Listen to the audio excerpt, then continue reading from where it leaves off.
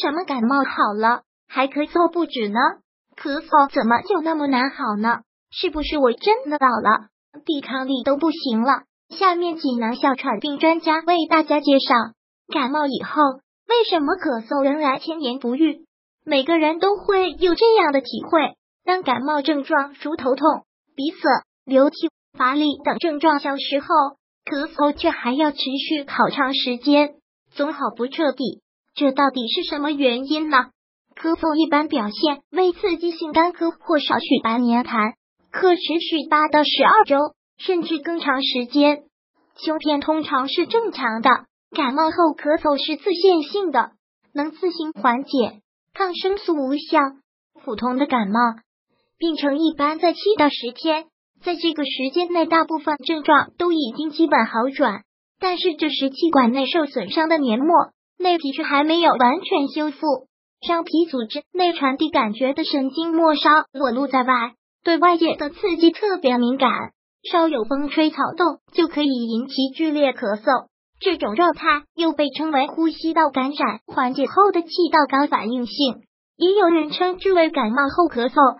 过于剧烈的咳嗽反过来又容易引起气管的充血、水肿、内皮细胞损伤，延缓了上皮组织修复的进程，使咳嗽千言不愈。所以要等待气管黏膜完全修复以后，咳嗽才有可能好转，而这个过程的长短则需因人而异。但如果咳嗽超过2个月，那就要注意了。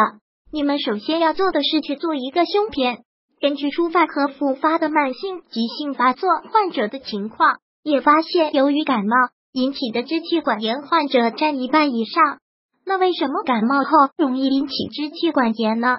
感冒病毒感染后，呼吸道的抵抗力进一步下降，侵入的细菌、病毒就会生长繁殖，并向下蔓延，气管与支气管黏膜受损，产生一系列炎症变化，引起支气管炎。急性支气管炎反复千言不愈，可转变为慢性支气管炎。急性支气管炎容易导致呼吸困难等，而慢性支气管炎患者如果得不到专业诊疗，容易诱发慢阻肺、肺气肿。如果病情继续恶化，还会导致呼吸衰竭、肺心病等等。特别是寒冷季节，季节交替温差大的时候更容易诱发。因此，感冒是支气管炎发生和发展的一个重要因素。积极预防和感冒是防止支气管发炎及慢性支气管炎复发的一个重要因素。感冒吃药有效吗？感冒主要靠自愈，实际上也没有咳嗽的药物。如果咳嗽伴有痰多的症状，原则是祛痰为主，镇咳为辅。祛痰药的主要作用为稀释痰液，使之更容易被咳出。常见的祛痰药有桉溴索、溴乙酰、乙酰半胱氨酸、唑甲斯坦等等。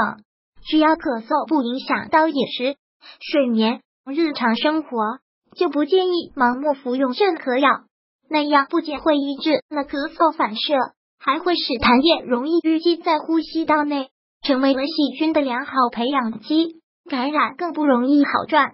大多数的感冒后咳嗽是以刺激性干咳为主，如果咳嗽症状较重，可以使用中枢性镇咳药，比如右美沙芬、喷托雷林等等。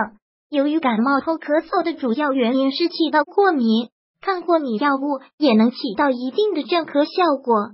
如果部分患者症状严重，咳嗽持续时间长，前面的手段效果又不好，可是用糖皮质激素吸入效果应该不错。